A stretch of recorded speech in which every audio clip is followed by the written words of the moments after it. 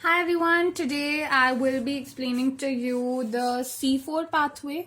Alright, now the C4 pathway is actually a better version of the C3 pathway because even though the main cycle जो main चलता है C4 में वो भी C3 pathway चलता है, but there are some extra steps which require about 2 ATPs so that photorespiration can be prevented.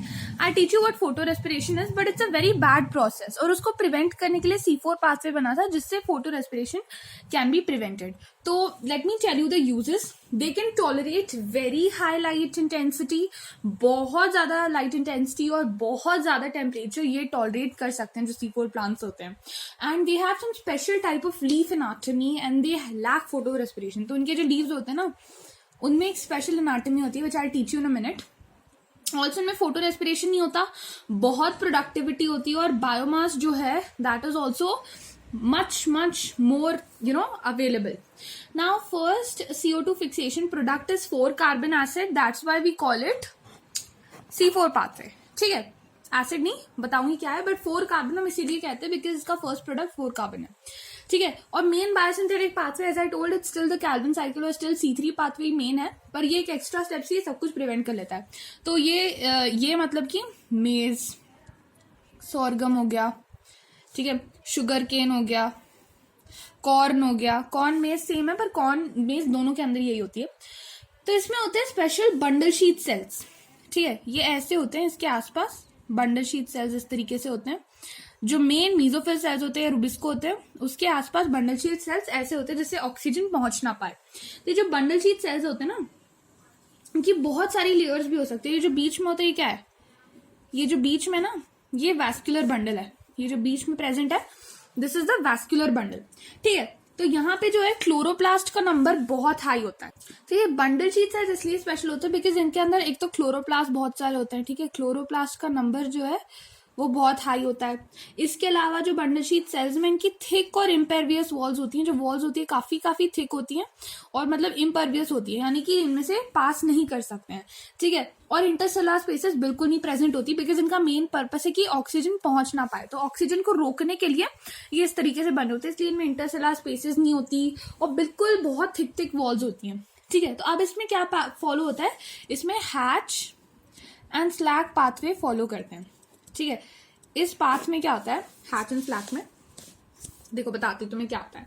देखो इनके अंदर बीच में जो है ये मीजोफिल सेल्स प्रेजेंट है, बाहर ये यहाँ पे मीजोफिल सेल्स प्रेजेंट है, यहाँ पे नहीं ये वैस्कुलर बंडल है. ठीक है, ये जाइलम फ्लोएम जो है बीच में ये जो एरिया है इसमें ये वैस्कुलर बंडल्स हैं, ये जाइलम फ्लोएम है.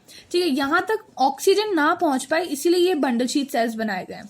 ये आसपास जो है आसपास क्या है, मीजोफिल सेल्स है. तो वही मैं यहाँ पे भी बनाऊंगी, एक तुम्हारा मीजोफिल सेल बनाऊंगी.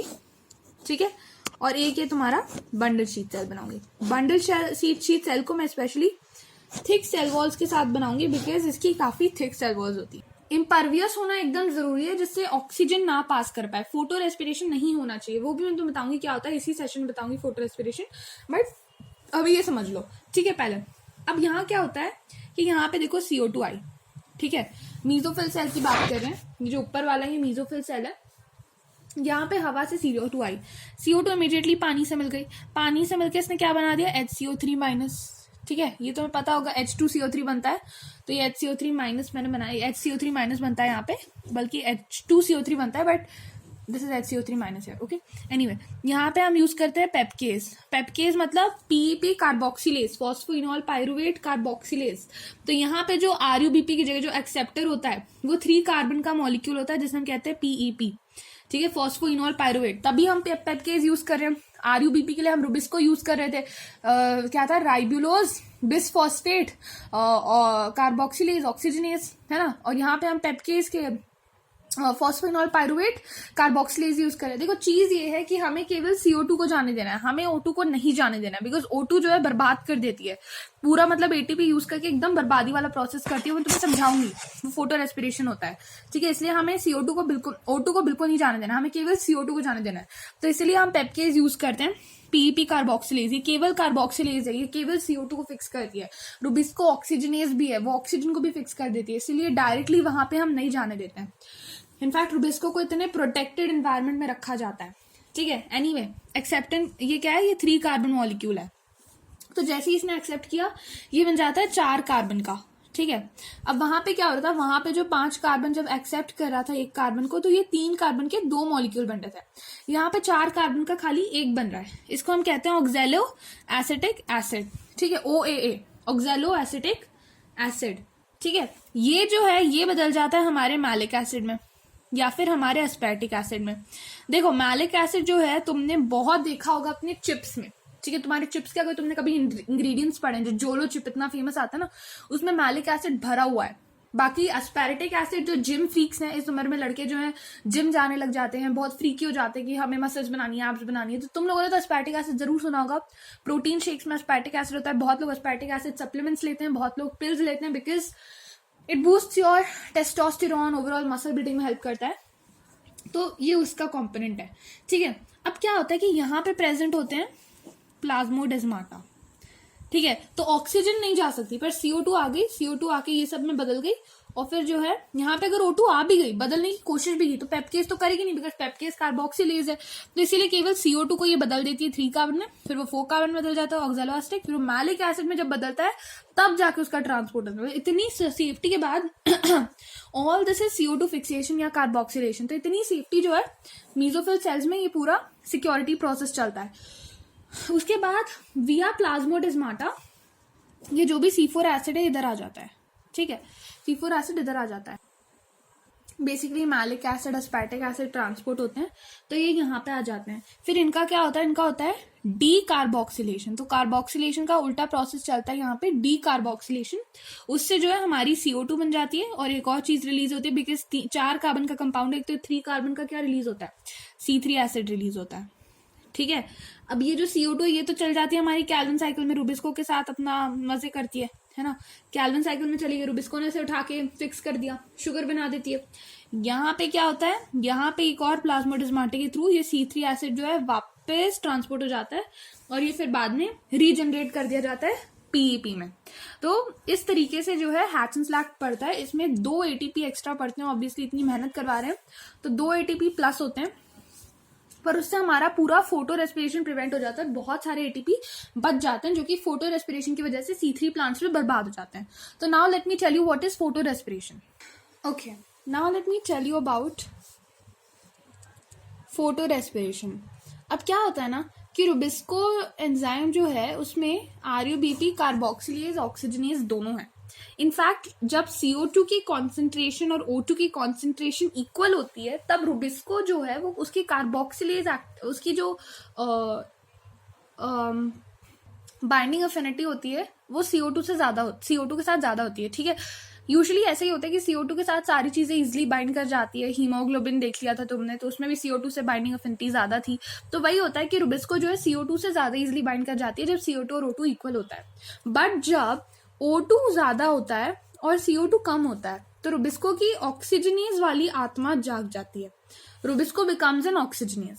तो इसमें क्या होता है कि जैसे ही ऑक्सीजन आती है ना और RUBP के साथ कंबाइन करने की कोशिश करती है तो रुबिस्को महाशय क्या करता है गड़बड़ कि बनाता है फॉस्फोग्लिसरेट बनाता है, ठीक है, जो तुम्हारा बन रहा था PGA 3 वो बना देता है, पर साथ ही साथ फॉस्फोग्लाइकोलेट भी बनाता है, फॉस्फोग्लाइकोलेट भी बना देता है। तो ये जो फॉस्फोग्लाइकोलेट होता है ये 2 कार्बन कंपाउंड होता है, ठीक है। Okay, I have to make it smaller, ठीक है। ये था 3 कार्बन, ये है 2 कार्बन, ये सबस्ट्रेट की तरह एक्ट करता है और ये 2 कार्बन कंपाउंड होता है। तो जब RUBP के साथ कंबाइन होकर रुबिस्को जो है, I am sorry my setup is a little bit unstable, I am so sorry. हाँ, एनीवे ये क्या बनाता है, ये O2 के साथ बाइंड करके ये PGA बनाता है, फिर साथ ही साथ ये फॉस्फोग्लाइकोलेट बना देता है। ये फॉस्फोग्लाइकोलेट क्या करता है इन टर्न, इसकी वजह से शुगर तो बनता नहीं, ठीक है, शुगर नहीं बनता, ATP यूज हो जाता है और CO2 जो है रिलीज हो जाता है, ठीक है। तो ये इस तरीके का पाथवे बनता है। इसका कोई बायोलॉजिकल फंक्शन आज तक पता नहीं चला है हमें कि फोटो रेस्पिरेशन का ये जो बनता है ये चीजें इनका क्या फंक्शन है, कुछ फंक्शन नहीं है, इनफैक्ट खराब ही करता है। इसलिए C4 प्लांट्स ने इनको कंप्लीटली इरेडिकेट करने के लिए बंडल शीट सेल्स बनाए जहां पे ऑक्सीजन घुस भी नहीं सकती, और इसीलिए जो है जब केवल CO2 घुसती है तो CO2 की कॉन्सेंट्रेशन क्या होती है उसमें बहुत हाई होती है, तो ये रुबिस्को की कार्बोक्सिलेज एक्टिविटी को और प्रमोट करता है। तो अब मैं तुम्हें कुछ डिफरेंसेस बताती हूँ कि सेल कैरेक्टरिस्टिक C3 और C4 प्लांट्स में। तो जो सेल टाइप जिसमें कैल्विन साइकिल होती है वो C3 प्लांट्स में मीजोफिल होता है, ठीक है। C3 प्लांट्स में केवल एक मीजोफिल सेल ही होता है जिसमें रुबिस्को होती है, कोई प्रोटेक्शन नहीं होता, इसलिए फोटो रेस्पिरेशन हो जाता है, तो वहीं पे कैल्विन साइकिल होती है। बट C4 प्लांट्स में क्या होता है, बंडल शीट सेल्स होते हैं जिसमें रुबिस्को प्रोटेक्टेड होती है, तो वहां पे हमारी कैल्विन साइकिल होती है।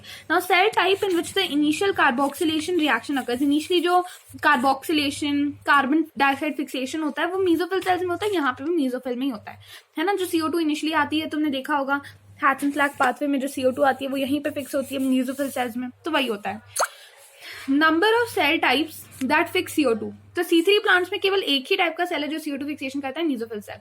C4 प्लांट्स में बंडल शीट और मीजोफिल सेल दोनों CO2 फिक्सेशन में लगा रहता है, दोनों ही CO2 को जो है एसिड बनाने के प्रोसेस में इन्वॉल्व होते हैं। फिर बात करते हैं प्राइमरी CO2 एक्सेप्टर की, तो C3 प्लांट्स में होता है RUBP जो कि 5 कार्बन मॉलिक्यूल है, और C4 प्लांट्स में जो है PP होता है 3 कार्बन मॉलिक्यूल, तभी ऑक्सैलो एसिटिक एसिड बनता है 4 कार्बन एसिड, यहाँ पे 2-3 कार्बन के एसिड बनते हैं।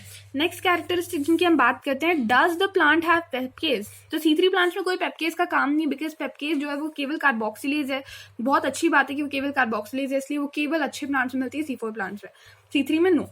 विच cell has rubisco, C3 plants में मीजोफिल सेल्स जो है इनमें रुबिस्को होती है, पर C4 प्लांट्स में कहा, बंडल शीट में। CO2 fixation under high light C3 plants में बहुत लो होती है, बिकॉज ज्यादातर समय क्या है, फोटो रेस्पिरेशन हो जाता है, बिकॉज बहुत ज्यादा लाइट इंटेंसिटी है तो ऑक्सीडेशन वगैरह हो जाता है, तो it's not very feasible. C4 plants में हाई होती है, हाई लाइट में भी उनकी इंटेंसिटी हाई रहती है। Whether photorespiration is present at low intensity, C3 plants में नेग्लिजिबल, C4 में भी नेग्लिजिबल। C3 प्लांट्स में लो इंटेंसिटी पे नहीं होती, बिकॉज लो लाइट इंटेंसिटी पे कोई फोटो रेस्पिरेशन का काम नहीं है, ऑक्सीजन वगैरह CO2 की अवेलेबिलिटी अच्छी खासी रहती है। वेदर फोटो रेस्पिरेशन, क्योंकि जब लो, देखो मैं बताती हूँ रिलेशन क्या है, जब लाइट इंटेंसिटी लो होती है तब हमारे स्टोमाटा क्या होते हैं, हमारे जो स्टोमाटा होते हैं वो ओपन होते हैं, गार्ड सेल जो ओपन होते हैं उनकी वॉल्स कैसी होती है, क्रेसेंट शेप्ड होती है और वो ओपन होते हैं, और सारी जो ऑक्सीजन बनती है वो रिलीज हो जाती है।